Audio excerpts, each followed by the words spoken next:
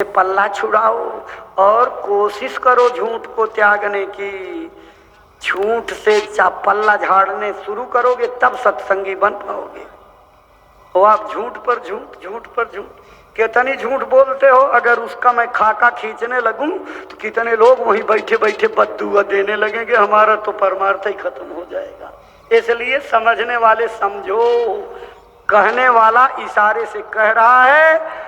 आप समझिए कि झूठ का जो बाना आपने धारण कर लिया, झूठ का व्यवहार शुरू कर दिया, झूठ अपने जीवन में उतार लिया, झूठ ही चलते हो, झूठ ही खाते हो, झूठ ही बोलते हो, झूठ ही करते हो, झूठ ही बखानते हो, और झूठ झूठ यहाँ तक कि गुरु और परमात्मा और अपने महाराज जी से भी झूठ बोल देते हो। बहुत गलत बात है।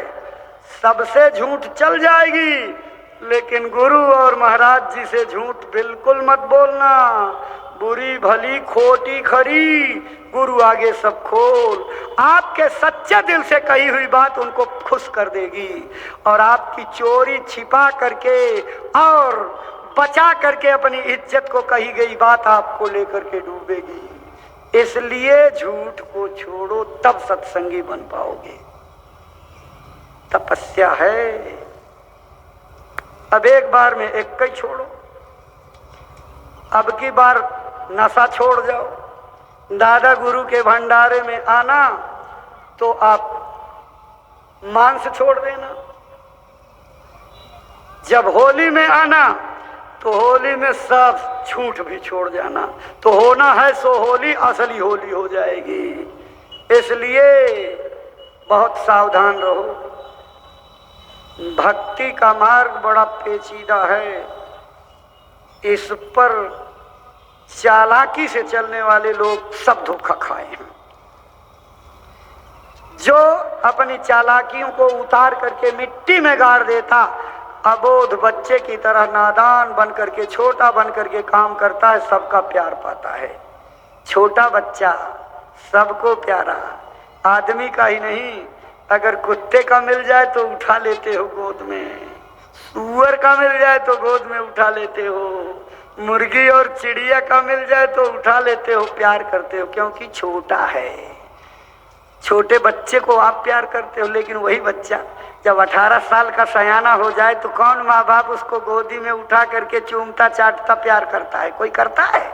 बड़े हो जाने पर भाव आ जाता है कि बड़ा हो गया है।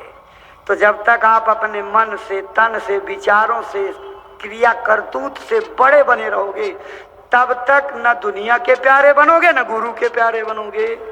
और अगर सब त्याग करके छोटे बन जाओ तो दुनिया के भी प्यारे, गुरु के प्यारे, परमात्मा के प्यारे। लेकिन आप ये मत सोचना कि मैं कोई बद्दुआ दे रहा हूँ। लोग कहावत कहते हैं कि दुनिया से जो मर करके चला जाता है उसको कहते हैं खुदा का प्यारा हो गया। तो मेरी ये भावना नहीं है प्यारा होने का मतलब कि आप सदा के लिए पयान कर जाओ, ये दुर्भावना नहीं है। मालिक के प्यारे हो जाओ, प्यारे बेटे बन जाओ। आपकी आचरण, व्यवहार और सहूर से मालिक खुश हो जाए और अपनी मुट्ठी में बांधी हुई सारी दौलत आपको खोल करके दे दें। उनके खजाने के अधिकारी हो जाओ, प्यारे बेटे बनो, वफादार सेवक बनो। गंदे बंदे जब तक बने रहोगे बंदगी स्वीकार नहीं होगी। इसलिए अच्छे बंदे, बिना गंदगी वाले बंदे, निर्मल भक्त बनने की कोशिश करो। गंदा बंदा किसी को प्यारा नहीं, मालिक क्यों प्यार करेंगे? निर्मल मन सो जन मोहि पावे, मोहि कपट छल छिद्र न भावे। इसलिए नई जिंदगी शुरू करो, वहीं के वहीं मत पड़े रहो। 25 साल, 30 साल, 40 साल हो गया, वहीं पड़े रहते तब भी हम आपकी वाहवाही करते, लेकिन आप उससे भी खाले गिर गए, नीचे गिर गए। तब इतनी झूठ नहीं बोलते थे, तब इतना आलस आपके अंदर नहीं था, तब साइकिल लेकर के प्रचार में चले जाते थे। गुरु का आदेश होता था तो 50-50 किलोमीटर साइकिलों से सत्संग में जाते थे। अब बगल में सत्संग हो रहा है, काहिल जाहिल होकर के चादर ओढ़ करके पड़े रहते, मोबाइल देखते रहते हो, तो आप तो नीचे गिर गए। आप उसी जगह रहते तो हम आपको प्रणाम करते। इसलिए प्रणाम तो अब भी करते हैं, क्योंकि गुरु का हुक्म है सबको प्रणाम करो। तो आपको गुरु का प्रतिरूप समझ करके, लेकिन गुरु की इज्जत रखने के लिए, गुरु की महिमा रखने के लिए, गुरु की शान बढ़ाने के लिए, गुरु का नाम रोशन करने के लिए अपने आचार विचार दुरुस्त करो, अपनी बोली बाणी दुरुस्त करो। ये जो रवैया आपने शुरू कर दिया है, जिलों की बैठकों में, ब्लॉक की बैठकों में पूरा जो है जंगे ऐलान करके, बाह फटकार करके और पूरा जुट जाते हो जैसे जो है कुरुक्षेत्र का मैदान है। और सब ये सत्संग का लक्षण है। कोई नया आदमी बैठ जाएगा तो आपके इस व्यवहार को देख करके गुरु महाराज संगत और सत्संग से जुड़ेगा। अरे शर्म खाओ प्रेमियों, शर्म खाओ।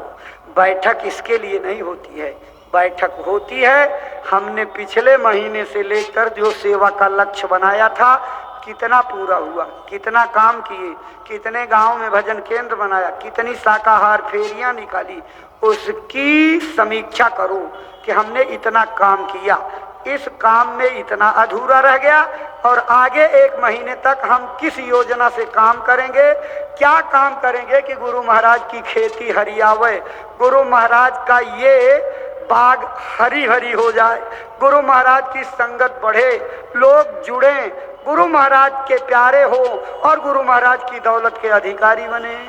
बैठक इसके लिए होती है। बैठक लड़ाई झगड़े नोक झोंक के लिए नहीं होती। जो लोग नोक झोंक करते हैं वो नाम के सत्संगी हैं, काम के सत्संगी नहीं। आज ही लाज लिहाज करो इसका, बेहया मत बन जाओ। अरे कह रहा हूं कि आप बेवसूल मत बन जाओ। गुरु के बंदे हो तो गुरु की स्वभाव लक्षण और शिक्षा के अनुरूप चलना शुरू करो। बिगड़ने के लिए आपको गुरु महाराज ने नहीं पकड़ा। और आप जब रात को बैठ करके सोचोगे तो शायद दिल के किसी कोने में मेरी बात आपको हकीकत लगेगी। और अगर आहत हो जाओ कि इस गंदे बंदे ने सचमुच मंच से जो बात कही वो लागू तो हम पर होती है, तब मेरे ऊपर कृपा करना और कृपा करके अपनी आदत को बदल लेना, स्वभाव को बदलो। नहीं, ये स्वभाव आपको खरोंच लगा देगा। आग जलने जा रही है, दुनिया तो भस्म होगी और आप सोचो कि हमारी बचत हो जाएगी। खरोंच लगेगी, जलन महसूस होगी।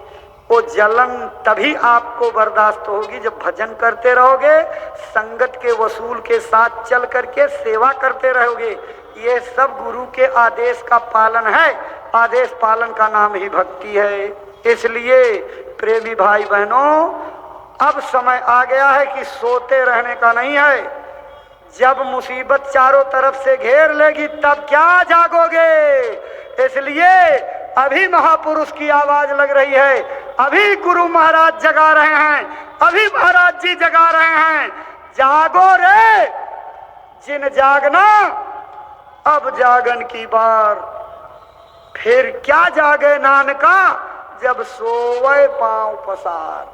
जब तक जिंदगी की ये ठठरी डोल रही है, ये सांसों की धौंकनी धधक रही है, जाग जाओ, भजन और सेवा में लाग जाओ और कुछ काम अपना बना लो। लेकिन अगर मौत की चारपाई पर लेट गए चिर निद्रा में, भाले की नोक जगा करके जमराज के दूत भी नहीं जगा सकते, आदमी की क्या बात है। तब क्या आप जागोगे। इसलिए सचेत अब बनो, बुद्धिमान अब बनो, अकल अब लगाओ, अपना हित अब सोचो, अपना कल्याण अब सोचो। गलत ट्रैक पर जा रहे हो वहां से पांव को लौटाओ और भक्ति के सच्चे रास्ते पर चलो, जहां प्रेम प्यार का समुंदर बहता है। यहाँ किसी की बपौती संगत है। अध्यक्ष बनाए जाने का मतलब कोई राजा थोड़ी बना दिया गया जो है। अध्यक्ष का मतलब कि सेवा की एक जिम्मेदारी दे दी गई। मॉनिटर बना दिया गया तो अपने को मास्टर समझ रहे हो। याद रखना, कभी मॉनिटर मास्टर नहीं बनता है। मॉनिटर वो होता है जो खुद पढ़ता बच्चों को पढ़ाता है, खुद लिखता लोगों से लिखवाता है, खुद विद्यार्थी बना रहता है, गुरु की बेंच पर कभी नहीं बैठता है, गुरु की सीट पर नहीं बैठता है। और आप अभी कुछ नहीं पाए, झूर झार हो, सूखे सर्राटे और पीठ ठोक रहे हो, हम पूरे हो गए। ये सीखने का स्थान है। ताउम्र सारी जिंदगी मौत की घड़ी तक आदमी सीखता रहता है, क्या अच्छे गुणों को उतारता रहता है, बुराइयों को त्यागता रहता है। और आप सत्संगी के लक्षण के विपरीत मनमुखी लक्षण शुरू कर दिए कि हम पूरे हो गए, लोटा फटकार करके लोगों के भूत दूर कर देते हो, झूठे मुंह से बड़बड़ बड़बड़ करके मंत्र जपते हो और कहते हो पानी का लोटा उठा करके फेंक दो और भूत चला जाएगा। अरे ऐसे लोगों से सावधान रहना, ये आपका धन भी ले जाएंगे और दूसरी बात धर्म भी ले जाएंगे। जब दोनों चले जाएंगे तब आपकी बुद्धि ठीक होगी। इसलिए ऐसे जोग टोटका करने वाले, कथा वाचक, तमाम जगह पर शादी ब्याह का प्रपंच रचने वाले, पंडिताई करने वाले तमाम वक्ता आपके जिलों में ऐसा कर रहे हैं, इनसे सावधान रहना। ये परमार्थ से सारी संगत को और दुनिया को दूर लेकर के चले जाएंगे और कर्म कांडों में उलझा करके धन और धर्म दोनों ले लेंगे। इसलिए सचेत रहो। ऐसे वक्ताओं को कभी कार्यक्रम में अपने मत बुलाना। सत्संग में पूजापा कराने वालों को जिले के अध्यक्ष और ब्लॉक के अध्यक्ष से अनुमति लेकर के अनुशासित, संयमित और नपे तुले शब्दों में गुरु महाराज का संदेश सुनाने वाले लोगों को बुला करके सत्संग कराना। कोई भी प्रेमी किसी वक्ता को सीधे फोन करके नहीं बुलाएगा, ये संस्था का वसूल है। आपको किसी वक्ता की जरूरत है, अपने ब्लॉक अध्यक्ष या जिला अध्यक्ष से बात करिए, उससे कहिए जिस जिले का वक्ता आप मांगते हो उस जिले के अध्यक्ष से ये लोग बात करेंगे। अगर वो वक्ता अनुशासित और जिले के आदेश में चलने वाला वक्ता है तो उसको उस जिले का वक्ता आदेश दे करके भेजेगा और अपने जिले के वक्ता से अनुमति लेकर के वो यहाँ आप बुलाएंगे।